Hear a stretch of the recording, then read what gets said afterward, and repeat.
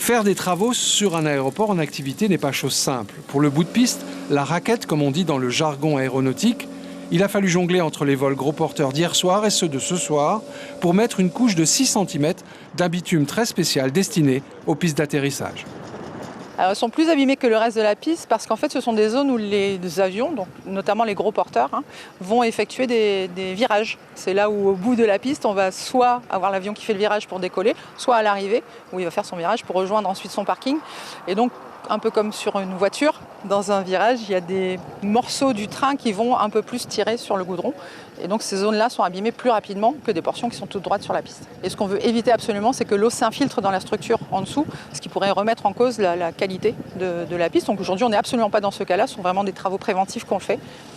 En la quasi-absence de trafic aérien pendant des mois, ADT a vu ses recettes financières plonger. Mais ces travaux ont été maintenus, même avec un budget en forte diminution. Alors on a effectivement réajusté notre plan d'investissement, mais en maintenant tous les investissements qui sont liés à la sécurité, et notamment à la sécurité aéronautique, la sécurité des avions. Donc tous les travaux qui étaient liés à la sécurité ont été conservés. 2 km de clôture de sécurité sont également installés côté montagne. Mais nous sommes dans un aéroport avec des installations électroniques sensibles et ce n'est évidemment pas n'importe quel grillage. Ça, c'est une clôture amagnétique. Donc elle ne crée aucune interférence avec les différents équipements de navigation aérienne qui permettent d'envoyer toutes les informations aux aéronefs.